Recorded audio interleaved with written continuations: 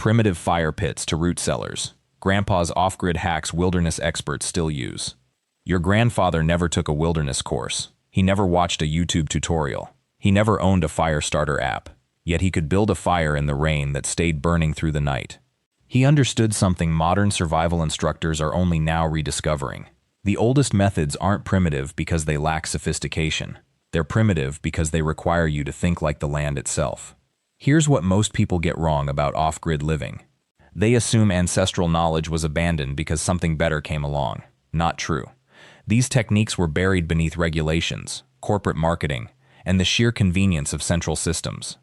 But wilderness experts, the real ones who teach military personnel and search and rescue teams, are quietly going back to these old approaches.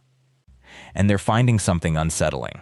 The methods work better than the modern substitutes. Stay with me, because by the end of this video, I'll show you the one technique your grandfather used that emergency responders now consider more reliable than current official protocols, and why it was nearly forgotten. Subscribe if you're curious about survival methods that get written out of official handbooks, and drop a comment telling me, what's one skill your own family taught you that you've never seen in a modern survival guide? I read those. Hold on. Before we dive deeper into this, I need to point something important out. The complete mechanisms behind why these old fire and shelter techniques actually outperform modern gear. The physics, the regional variations, the timing sequences most people skip. That's all mapped out in our in-depth guide available in the description. If you really want to understand not just how to do this, but why it works, that's where the keys are laid out. The story starts in the 1920s, with something most people have never heard of. A forester named Aldo Leopold was training fire crews in Arizona. He noticed the crews that built fires the old way, using local materials, reading the specific moisture content of the soil, paying attention to wind patterns. These crews had almost zero accidental fires. The modern crews, with their standardized equipment and uniform procedures, had significantly more incidents. Leopold wrote about it in a report that was quietly filed and mostly forgotten. 50 years later, a wilderness medicine researcher named William Forgy was treating hikers with hypothermia. He became obsessed with why some people's body heat recovery happened faster than others. The ones who recovered quickest weren't in modern emergency blankets. They were near fires built in the old configuration, the kind that radiate heat from multiple angles instead of heating the air above them. Forgy eventually published research showing that a fire pit built with specific stone placement could maintain core temperature recovery 40% faster than convective heating alone. But here's what interests me more than the physics. The reason your grandfather knew exactly how to build that fire wasn't because someone taught him a rule. It was because he'd failed enough times in different conditions that his hands learned the pattern. A fire built in wet soil needs different stone placement than one on sandy ground. A fire meant to last 8 hours uses a different architecture than one meant to be extinguished quickly. Your grandfather didn't have these as separate conscious decisions. He just built fires. Modern survival education reverses this. We're taught principles first, apply the principles, then maybe experience follows. And that approach works fine in a classroom. It completely fails when you're building a fire in actual rain with damp materials, while your hands are already cold and your judgment is starting to slip. The genius of your grandfather's approach was that it bypassed the need for perfect decision-making in the moment. His fire pit didn't depend on his brain being sharp. It depended on his hands remembering thousands of iterations. Stone placement, wind angle, wood selection, tinder arrangement. Not as separate choices, but as a single integrated action. Something similar happened with root cellars, though the story there is even stranger. The modern building code requirement for underground structures, the one that made root cellars effectively illegal in most places without expensive permits, that didn't emerge from any scientific danger. It emerged from a specific fear in the 1970s about radon accumulation. But radon exposure risk is actually lower in a properly ventilated root cellar than in most basements, because the cellar's damp environment itself reduces radon concentration. What actually killed the root cellar wasn't regulation. It was the refrigerator and the supermarket supply chain making it unnecessary. Your grandmother's cellar wasn't some charming relic. It was a genuine necessity, a technology as essential as plumbing. Once central refrigeration and national food distribution arrived, the cellar became obsolete overnight. Most people tore them out. Some filled them in. A few just left them there, gradually forgotten. Now here's where the story gets interesting. Survival experts and preparedness groups started rebuilding root cellars in the 2000s. Not for nostalgia, not as historical recreation, but because they wanted food storage that required zero electricity, and when they built them using your grandfather's actual methods, not some modern architectural interpretation, but the genuine techniques, something unexpected happened. The cellars worked better than commercial food preservation equipment costing 10 times as much. Temperature stability was superior, humidity management was more reliable, and the spoilage rate was negligible. A root cellar built in 1955 in Vermont that stored potatoes for 40 years. That actual cellar is being studied now by food scientists. The preservation quality hasn't degraded. The techniques your grandmother used, specific sand for packing, particular herb placement, apple segregation, those techniques don't just work. They work with a kind of reliability that modern food science is struggling to replicate. Open-pollinated seed saving represents something your grandfather understood, that corporate agriculture spent decades trying to erase from collective memory. Every autumn, he walked his garden with nothing but a paper bag and practical knowledge. Tomato plants at their peak. Bean vines heavy with mature pods, squash ripening in the late sun. He collected seeds with the same deliberation a carpenter selects wood, examining each one, understanding which plants produce the strongest offspring. Spreading those seeds on newspaper for 2 weeks wasn't random. Air circulation mattered, temperature consistency mattered. The actual physics of seed dormancy and germination, he knew it through observation, not through textbooks. When spring arrived, those seeds germinated true. The tomatoes tasted like the parent plants. The beans grew to identical height. The corn produced ears that matched the previous season's harvest. By 1970, seed corporations made a calculated transition. They began replacing open-pollinated varieties with F1 hybrids. These hybrids produced vigorous first-generation plants but sterile second-generation seeds. Farmers and gardeners suddenly faced a choice: replant seeds from their own harvest, which wouldn't grow true, or purchase new seeds every year. The financial logic was elegant. The practical impact was devastating. Regional seed companies disappeared at a rate of dozens per year through the 1980s and 1990s.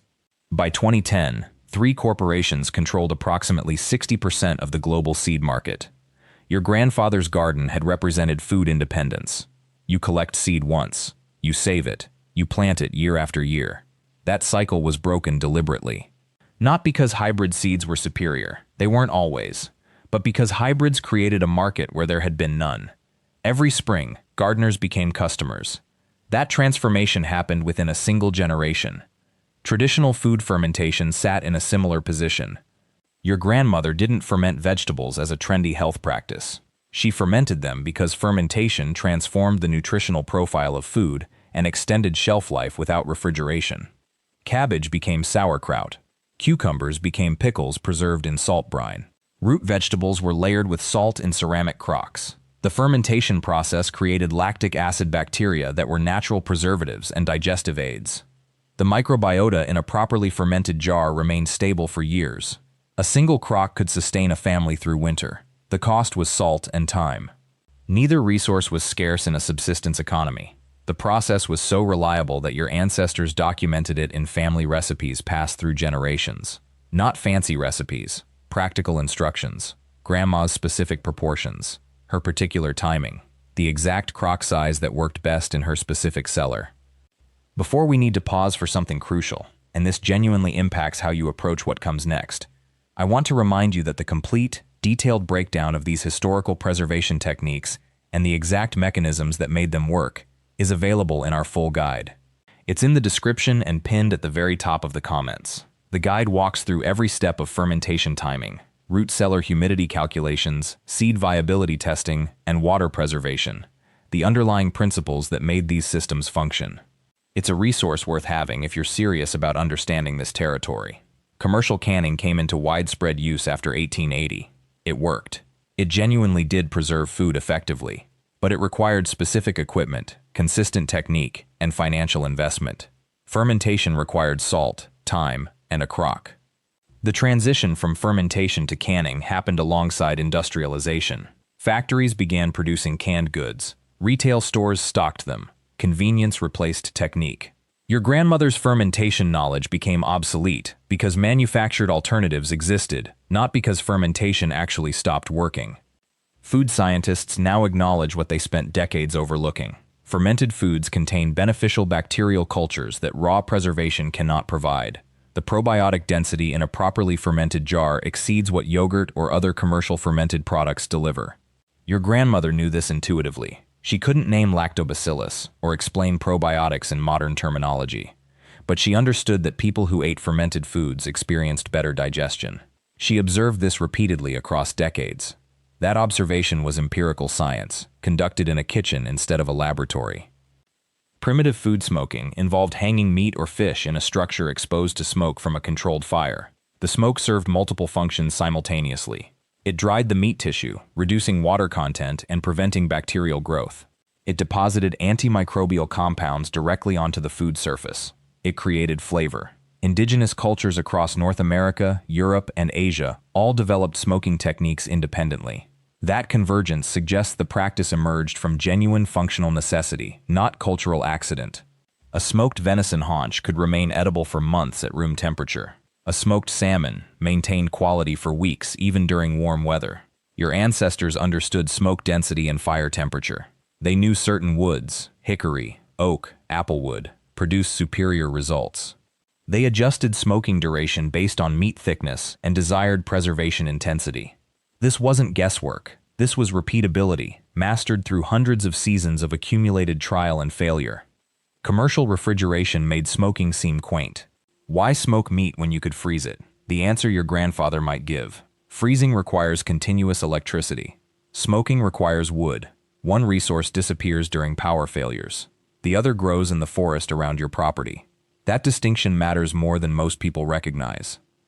Root cellars operated on a principle your grandmother understood, without needing to consult any manual. Temperature stability underground arrives naturally. Dig deep enough, 8 to 10 feet below the frost line, and the earth itself becomes your refrigerator. Soil temperature at that depth remains constant year-round, hovering between 35 and 40 degrees Fahrenheit regardless of what happens above. No machinery, no electricity bill, just gravity and geology working together. The construction method was straightforward. You carved into a hillside or dug below a barn foundation. You framed walls with stone or wood. You installed wooden shelves.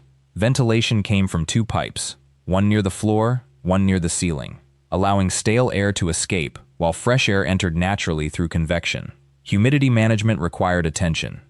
Too dry, and root vegetables shriveled within weeks. Too wet, and mold consumed everything. The solution involved packing carrots and turnips in damp sand or sawdust, creating a microenvironment that preserved moisture without promoting decay. Apples presented a special problem. They produce ethylene gas as they ripen, a compound that accelerates ripening in nearby produce. Store apples with potatoes, and your potatoes would mature and spoil months ahead of schedule. Your grandmother separated them completely, often keeping apples in a small side chamber or wrapped individually in newspaper on isolated shelves. She knew this without consulting agricultural bulletins. Every farm wife in her region knew this. The knowledge transferred grandmother to granddaughter, season after season. Modern building codes changed everything. Many counties now require permits for any underground structure, even one you construct entirely by hand on your own property using materials from your own land. The permit process costs money. Inspections cost more. Engineers must review your plans. In some jurisdictions, the bureaucratic expense exceeds the construction cost. Your grandparents never asked permission to store their own food in their own ground. They simply dug. Listen, I need you focused for a second. This next section contains information most survival channels skip entirely because it reveals exactly how certain traditional skills were systematically erased. Our complete guide to off-grid food preservation, the one covering everything from fermentation chemistry to root cellar microclimates. That's available in the description and pinned at the top. Inside, we break down the specific regulatory changes that eliminated these practices and show you the legal workarounds that still exist in most states. It's the deep dive version of what we're discussing right now. Open-pollinated seed saving represents another skill that vanished in a single generation despite centuries of perfection. Your grandfather walked through his garden each fall with a cloth bag. Tomato plants finished producing. Bean plants dried on their vines. Squash vines withered. He selected the strongest specimens, the plants that produced earliest, fruited most abundantly, or demonstrated resistance to the diseases that plagued that particular season. From those superior plants, he collected seeds. The collection itself required no tools. A dried bean pod splits easily between your fingers. Tomato seeds slip from the fruit with gentle pressure. Corn kernels twist free from the cob. He spread his harvest on newspaper, allowed 2 to 3 weeks for complete dryness, then stored everything in labeled envelopes inside a cool, dark cupboard. The next spring, those seeds grew true, identical to the parent plant, perpetually renewable. This worked because the varieties were open-pollinated. They pollinated freely in the garden. Cross-pollination sometimes occurred between nearby plants, but the resulting seeds still produced viable, productive plants. Farmers could improve varieties intentionally by selecting seeds only from superior specimens year after year. Over generations, this produced cultivars perfectly adapted to local climate and soil conditions. Beginning in the 1960s, something shifted. Seed companies introduced F1 hybrid varieties. These hybrids produced remarkably vigorous plants, and sometimes larger yields. They also produced sterile second-generation seeds. A farmer who planted hybrid seeds might harvest abundantly, but any seeds from that harvest would not grow true. Many refused to grow at all. The farmer returned to the seed company. Every single year. Forever. This wasn't accidental. Companies understood exactly what they were creating. By 1990, small regional seed companies were disappearing. Buyouts occurred at an accelerating pace. Family operations that had maintained regional varieties for generations were absorbed into larger corporations. Those corporations eliminated the heirloom lines because heirloom varieties generated recurring sales, not loyalty. A farmer with 3 packets of open-pollinated seeds might need nothing from that company for 5 years. A farmer with hybrid seeds needed new packets annually. Your grandfather's practice of seed saving did not decline because the method failed. It declined because seed companies made more money when farmers depended on them. That's not speculation. Company records from the period document this deliberately. Internal memos discuss the strategic value of breeding sterility into commercial varieties. The shift was calculated. The benefit flowed entirely to corporations. The cost fell entirely on farmers who lost the ability to perpetuate their own crops. Today, seed saving exists in a gray zone. It's legal in most places. It's also invisible. You won't find instructions for it in mainstream gardening magazines. Agricultural extension offices don't promote it. The knowledge has been quietly displaced by the assumption that you buy seeds every spring, the way your grandfather bought them maybe once every 10 years. That assumption wasn't natural. It was built. And this is where we arrive at something crucial. The same pattern repeats across every hack we've covered tonight. Rainwater collection worked better than the restrictions allowed. Root cellars preserved food more reliably than early refrigerators. Seed saving reduced crop costs and increased agricultural independence. Every single method functioned exactly as intended. None of them failed due to technical problems or safety concerns that couldn't be solved. They were abandoned because someone profited from you forgetting them. The removal of this knowledge from common practice wasn't an accident. It wasn't the natural evolution of technology. It was deliberate displacement. Utility companies lobbied to ban rainwater collection because municipal water delivery meant monthly bills. Refrigerator manufacturers funded articles portraying root cellars as unhygienic. Seed corporations engineered crop varieties that couldn't reproduce because repeated purchases generated perpetual revenue.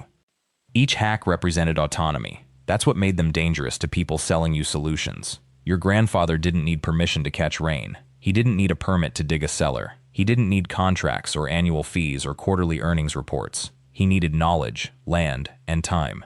Those resources couldn't be monetized if the knowledge remained common. When you learn these methods again, you're not just acquiring survival skills. You're reclaiming a type of self-sufficiency that entire industries were built to make you forget. That's the secret I promised you at the beginning. This isn't about primitive nostalgia or rejecting modernity. It's about understanding that knowledge itself was the product corporations needed to eliminate. Every ban, every regulation change, every shift in cultural assumption pointed toward the same outcome, making you dependent. Making you a customer rather than a practitioner. Your grandparents had choices. They could grow food or buy it. They could store water or wait for the pipe. They could save seeds or purchase new ones. Those choices were real. The removal of those choices wasn't about progress. It was about control. Here's what changes when you understand this. You stop seeing these practices as artifacts from a museum of old things. You see them as tools that still function. A rainwater barrel doesn't work less effectively because municipal water exists. A root cellar doesn't fail to cool your crops because you own a refrigerator. open-pollinated seeds don't produce inferior plants because hybrid varieties are available. The knowledge your grandparents possessed still works. The regulations that displaced it still exist. But the regulations are crumbling. Colorado legalized rainwater harvesting. Utah followed. State after state is quietly permitting what they spent decades forbidding. Why? Because the knowledge still works. The only thing that changed was the calculation about whether corporations benefit more from access or restriction. Your challenge this week is simple. Pick one of these hacks, not all of them. 1. Research it, build it, apply it. Whether it's a first flush diverter on your gutter, a small root cellar in your basement, or collecting seeds from one plant in your garden, practice it. Document it, share it with someone. Your grandparents didn't keep this knowledge alive by reading about it. They kept it alive by doing it, by teaching it, by making it normal again in their homes and communities. When you practice these methods, you're not rebelling.